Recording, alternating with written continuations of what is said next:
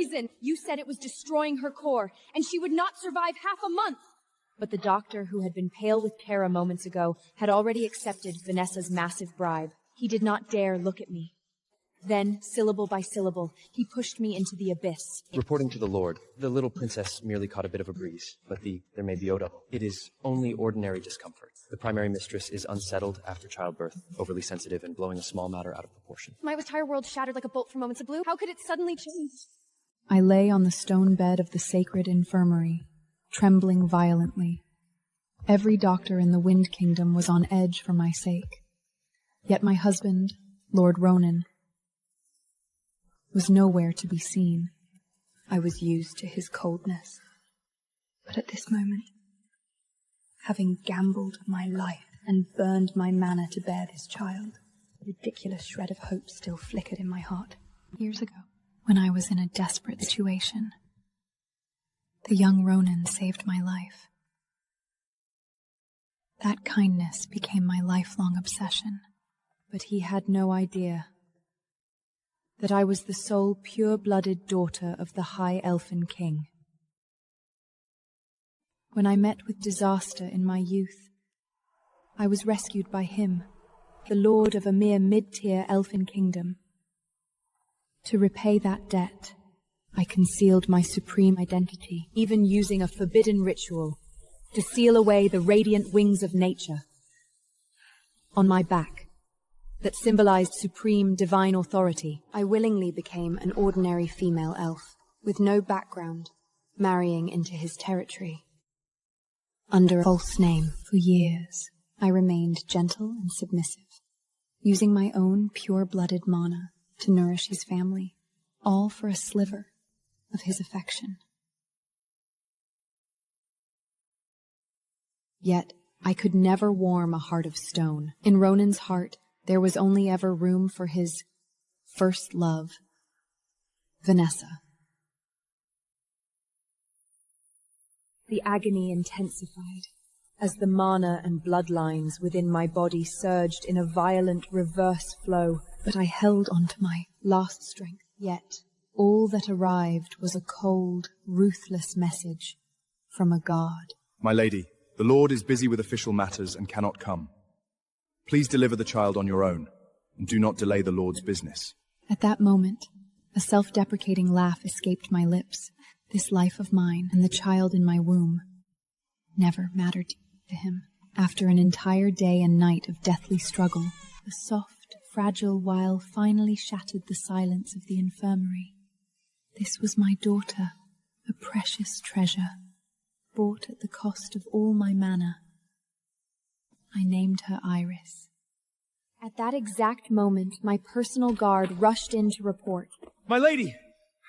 The Lord has finished his external affairs, and has returned to the main manor in his unicorn sacred carriage. Within my deadland heart, a tiny spark suddenly ignited. I instinctively assumed that no matter how cold or selfish he might be, at least he would at least want to look at his newborn flesh and blood. Forcing my exhausted, severely depleted body up, I carefully held my daughter in her swaddling clothes, making my way toward the promenade of the main temple to see my husband. But just as I reached the promenade and looked through the lush courtyard of the sacred elven tree, I froze instantly, the blood in my veins turning to ice. My husband stood there, tall and elegant in his black robes, and right beside him stood a woman, the first love he had yearned for and never forgotten. It was Vanessa. What struck me like a bolt from the blue was that in front of them stood a little elfin boy, roughly 3 years old, with long, pointed ears and a pair of eyes that flashed with a cunning disguised as innocence. Countless absurd possibilities flashed through my mind. My hands shook uncontrollably from shock and rage, but I forced myself to stand my ground, enduring the tearing pain of the postpartum mana reverse flow. Vanessa looked up and spotted me, her mouth curving into a flitting, provocative smirk. She intentionally leaned closer into Ronan's embrace, her voice soft yet dripping with malice. Ronan, so she's the one who stole my man and my title while I was away? Tenderness instantly flooded Ronan's eyes as he wrapped his arm around her. He comforted her softly, even placing a lingering kiss upon her forehead, right in front of me. When he turned to me, his tone was piercingly cold and dismissive. Think nothing of it, Vanessa. You are my true love. I have never loved her. She is nothing more than a tool to manage the tribe. Ronan, look closely. This is the daughter I just risked my life to give you. Look at her, she was just born. Look how beautiful she is. Ronan cast a brief, indifferent glance downward. In his eyes, there was not a shred of paternal emotion, only naked disgust and annoyance. He swiftly averted his gaze, as though looking at his own flesh and blood for even a second longer would defile his relationship with Vanessa. Vanessa's gaze locked onto the infant in my arms, a flash of venom crossing her eyes. Promptly, she lifted her pitiful face, gazing up at Ronan with a trembling sob. Ronan, she has already borne a child for the tribe. Then what about our Jasper? He followed me, wandering among foreign kingdoms, and suffered for 3 long years.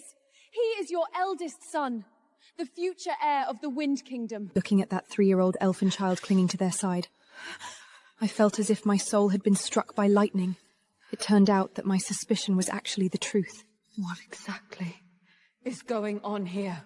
Ronan looked down at me, entirely devoid of guilt, and let out a righteous, cold snort.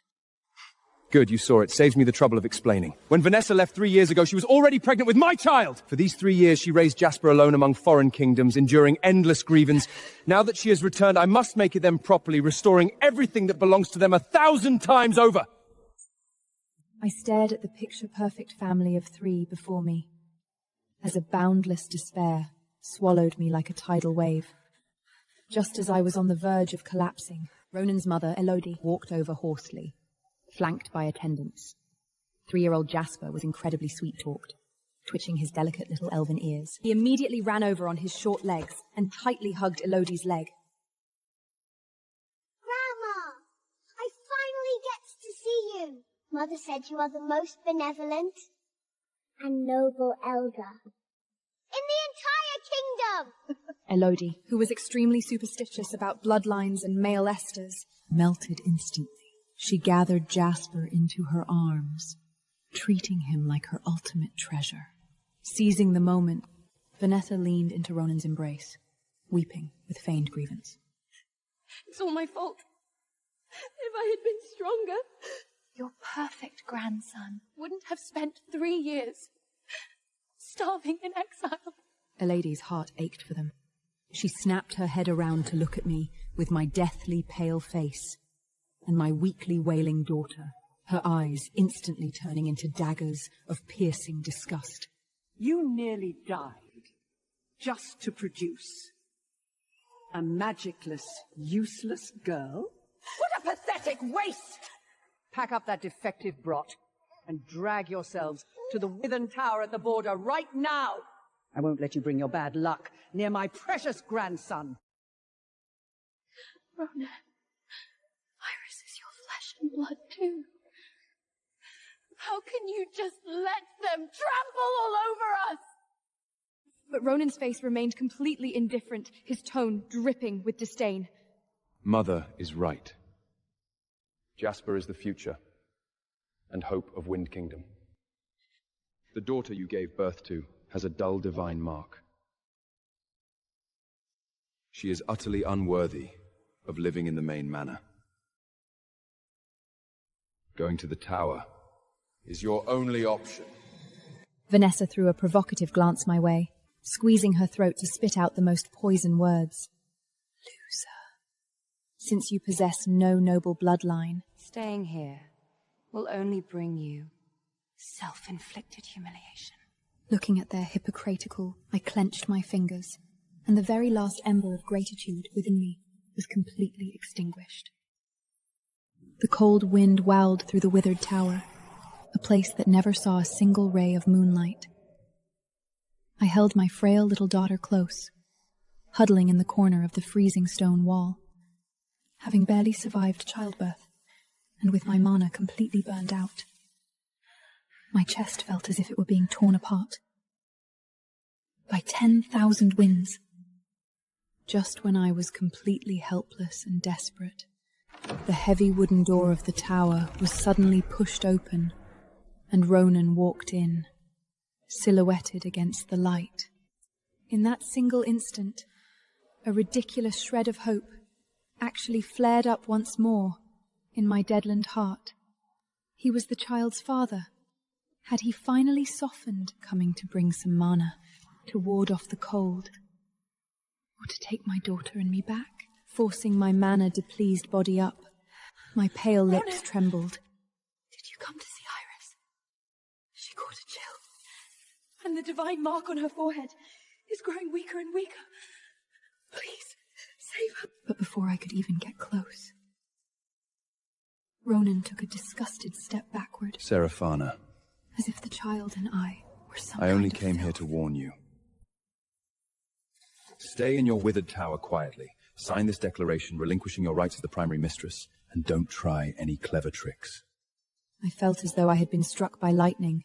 Taking a shocked step back, I stared firmly at the man I had loved with my very life for 3 years. You came all the way to this desolate place, not to cast a single glance at your own daughter, but merely to force me to give up my position. And to warn me? Ronan let out a cold laugh, his eyes filled with arrogance and a fierce protectiveness for Vanessa. Vanessa is kind-hearted, and she suffered terribly while wandering among foreign kingdoms with our child. I will not allow anyone to disrupt Jasper's upbringing. I am warning you. Put away that jealous face of yours. Stay where you belong, and do not provoke Vanessa and her son. If I discover that you dare to secretly harm them, or attempt to steal the resources that belong to Jasper, I will absolutely show you no mercy! In the darkness, my daughter let out a faint, protesting cry. Ronan, however, did not bother to spare even a glance from the corner of his eye. He turned and departed resolutely, the heavy iron door slamming shut with a resounding thud. Holding my child, I collapsed into the freezing mud, laughing at my own stupidity. He came only to warn me. The night sky hung low as the freezing wind raged through the dead silence of the withered tower, preventing even a single slimmer of moonlight from penetrating the darkness. I had burned through the vast majority of my mana during childbirth. The magic within my body had completely dried up. I could only hold my little princess tightly in my arms, using my own faint body heat to provide warmth for my infant, who was running a continuous low fever inside her swaddling clothes. Yet at this very moment, inside the Wind Kingdom's main temple, there was a completely different scene of brilliant lights, music, and extravagant luxury. Vanessa and her son sat on a soft couch covered in the rarest luminescent beast skins, basking in the attention and adoration of all the high-ranking elves in the kingdom. 3-year-old Jasper fluttered the tiny green elven wings that had just begun to develop on his back, holding an exquisite elven sacred berry in his hands, his face completely smeared with juice. Eleda sat high upon her throne, grinning from ear to ear, her eyes overflowing with a doting pride. Watching this warm and harmonious scene, the more Eleda looked at this chubby grandson, the more pleasing he seemed to her eye. Stroking the staff that symbolized her power as the high priestess, she impatiently turned to prompt my husband, Ronan, who was standing beside her. Ronan, Vanessa and her son have wandered among foreign kingdoms for years, enduring endless hardships. Now my precious eldest grandson is already 3 years old, and the wind-attributed mana within his body is so abundant. How can he continue to stay in the guest room so illegitimately? Tonight, you must have Vanessa and Jasper officially move into the Lord's main manor, into the bedchambers that rightfully belong to the primary mistress and the heir. Ronan lowered his eyes, looking at Vanessa's adoration-filled face, as she leaned coyly against him, and then at the child, who was sweetly calling him father. The scales in his heart had already tipped completely. Without a shred of hesitation, he nodded his agreement coldly on the spot. Mother is right.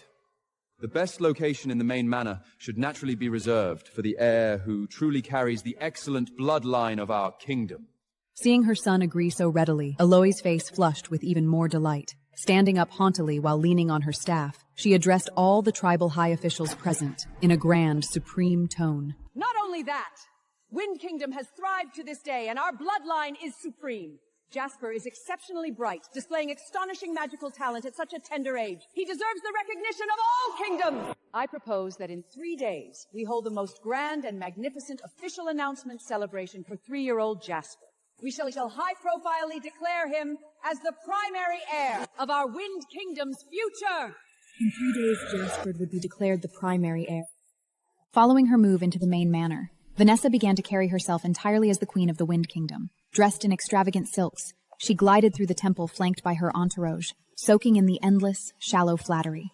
Yet a stubborn sliver of anxiety remained buried deep in her chest. Whenever night fell, she would catch Ronan standing on the balcony, staring with a conflicted expression towards that dark, desolate, withered tower. Though he spoke with absolute coldness, subconsciously, he still harbored a faint trace of worry for my baby and me, a worry he refused to admit even to himself. This lingering gaze made Vanessa's jealousy and paranoia grow wild. As long as my daughter and I were breathing, her position and Jasper's future would never be safe. An opportunity presented itself sooner than expected. Early this morning, desperate to give my frail daughter a single drop of clean water, my completely helpless self was forced to drag my broken body out of the tower, heading deep into the woods to harvest pure spring water filtered by ancient divine marks. Learning of this, Vanessa's eyes turned ice cold. She knew her moment had arrived. She quietly dismissed the guards around the main manor, taking only a few of her most ruthlessest confidants, as she slipped into the dark, abandoned, withered tower. The wooden door creaked open, letting in the piercing chill. Vanessa stepped over the debris, advancing slow pace by slow pace, until she stopped right in front of the primitive stone bed. Inside her swaddling clothes, newborn Iris was sleeping soundly. Though her little face was pale, the faint golden divine mark shimmering on her forehead radiated an undeniable nobility and purity, a mark that made Vanessa's eyes burn with pure envy. "You pathetic little freak. You think you're worthy of Ronan's blood? If you want to blame anyone, blame your useless mother." The mask of innocence slipped from Vanessa's face, her eyes twisting with pure malice.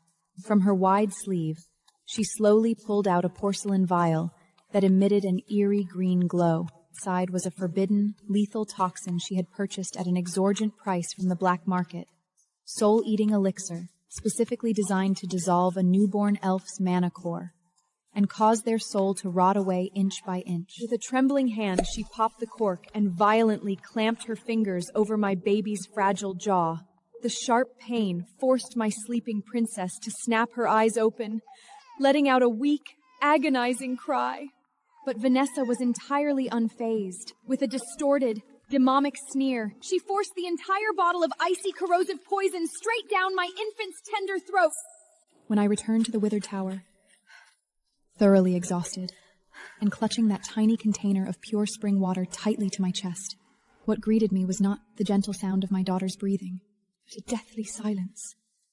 My heart skipped a beat, and a boundless panic instantly seized me in a death grip. I practically crawled and scrambled my way toward that freezing stone bed. Iris, Mommy is back. The moment my trembling hands pulled back the swaddling clothes, the sight before me caused me to drop into an abyss of ice. Her originally pink little face was now completely white, even faintly tinged with an eerie, sickly green, deathly energy. What truly shattered my soul was that the faint golden elven divine mark on her forehead, which had been flickering softly, was now darkened across a massive area. Iris! Wake up. Look at Mommy. Don't scare Mommy. Sprinting once more toward the Wind Kingdom's infirmary. I slammed the infirmary doors open with immense force. The sitting doctor took one look at the infant in my arms, who was hanging on to life by a mere thread, and his face instantly changed color. His hands trembled as he probed the fluctuations within my daughter's body, his eyes filling with horror. Heavens! This is the forbidden poison that destroys the mana core! The child's natural core is withering away, inch by inch. She is in critical danger and will not survive past half a month. The doctor's words were like a massive hammer, smashing my heart to the point where I wished I could die on the spot. To suppress this aggressive toxin, we must immediately inject a powerful, compatible mana from her father's kingdom to protect her heart path. Otherwise, Trembling, I closed my eyes, disregarding any cost. I forcibly reversed the remaining essence within my body, frantically activating the soul transmission unique to the elven race. A connection never lightly opened unless it was a matter of life or death. Rowan, save our daughter! Save our daughter! From the other end, there was only a deathly silence, followed by a completely heartless rejection. Rowan had actually severed my soul transmission, treating my soul cry for hair entirely as nothing. Rowan! I beg you, connect to me. Save Iris. I knelt on the freezing floor of the infirmary, sending out the soul transmission over and over again, even though maintaining it for every additional second brought a tearing, agonizing pain to my dried-up sea of consciousness. I refused to let go. At this moment, inside the Wind Kingdom's main manor, Ronan was patiently keeping Vanessa and her son company. 3-year-old Jasper, dressed in a luxurious outfit embroidered with green leaves and gold thread, was pulling back a delicate, short wooden monobow. When he hit the bullseye, it drew bursts of gasps and praise from the surrounding attendants, perhaps perturbed and annoyed by my weeping, blood-soaked pleas that continuously echoed in his mind like an act of self-mutilation. After coldly cutting it off over a dozen times, Ronan finally accepted the connection. His phantom projection materialized in midair, looking down at my battered and wretched form from a great height, his eyes filled with absolute impatience and disgust. Seraphana, haven't you thrown enough of a tantrum? Is the soul transmission something you use as a prop to throw jealous fits? Ronan, no. Iris has been poisoned. Her mana core is about to shatter, and the doctor said we must have the compatible mana from your body immediately to protect her heart path. I beg you, come and see her. Poisoned? The moment Vanessa and Jasper move into the main house, you begin fabricating such an absurd lie. Are you trying to curse my heir? I am not lying! She is really about to die. Enough! I know you are resentful, because you gave birth to a daughter, and your position as the Lord's Concord is insecure. But I am warning you, do not use a child as an excuse to disturb me. Jasper has to try on his robes for the dawn celebration in a moment. I have no time to play mad with you. Dropping these piercingly cold words, Ronan did not wait for me to utter another syllable before callously cutting off the soul transmission with a wave of his hand. The phantom projection in mid-air dissolved instantly, and along with it, the very last shred of my hope was crushed to pieces. After the soul transmission was severed, Ronan stared at his empty palm, his brow frowned tightly together. Even though he utterly detested Seraphina's jealous fits, hearing a word like dying still caused a faint, inexplicable wave of irritation and uneasiness to ripple through the depths of his heart. Vanessa, who was watching from the side, keenly captured the shift in Ronan's expression. A flash of panic crossed her eyes, but it was quickly replaced by a profound, calculating look. Vanessa stepped forward gently, consideratively smoothing out the wrinkles on Ronan's robes as she spoke in a strained, high-pitched voice. Ronan, the primary mistress wept so heartbreakingly during the soul transmission. It has left my heart in a bit of a flutter as well. How about we go to the infirmary to take a look right now? After all, the little princess is also your flesh and blood. We absolutely mustn't let anything terrible happen. Seeing Vanessa being so magnanimous and understanding, the irritation in Ronan's heart dissipated quite a bit, and he nodded immediately. Very well. We will do as you say. I want to see what kind of tricks she can fabricate. Then I will go prepare some mana spring water to soothe the child's mind.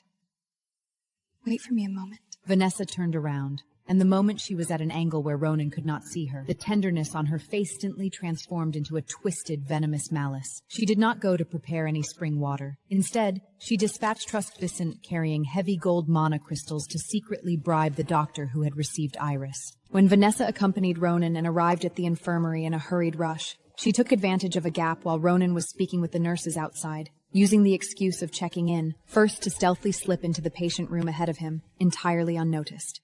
Staring at the infant on the hospital bed who was hanging on to life by a mere thread, the divine mark on her forehead flickering errantly. A ruthless gleam flashed through Vanessa's eyes. She pulled an advanced, consecutive illusion potion from her sleeve, a formula capable of temporarily suppressing toxicity and forging a false appearance of health. Pinching the little princess's delicate neck, she poured the illusion potion down without the slightest hesitation. The instant the illusion potion entered her mouth, the sickly green deathly energy on the little princess's face began to recede rapidly, and the divine mark that was on the verge of cracking eerily smoothed over. Even her burning body temperature began to return to normal at a rapid pace. Aside from falling into a deep slumber, she looked exactly like a healthy infant who had merely caught an ordinary chill and was sleeping peacefully. The moment Ronan pushed open the door to the patient room, I was collapsed by the bedside, my eyes filled with absolute disbelief. She gave her all to love him. Then he stole her daughter's cure. Now, her baby's dying, and he couldn't care less. She's the Elven Queen, hidden all this time. When the truth drops, watch him regret it. Is her baby's life enough to trigger her divine power? Find out why you can't stop watching this series. Swipe to the homepage for all episodes now.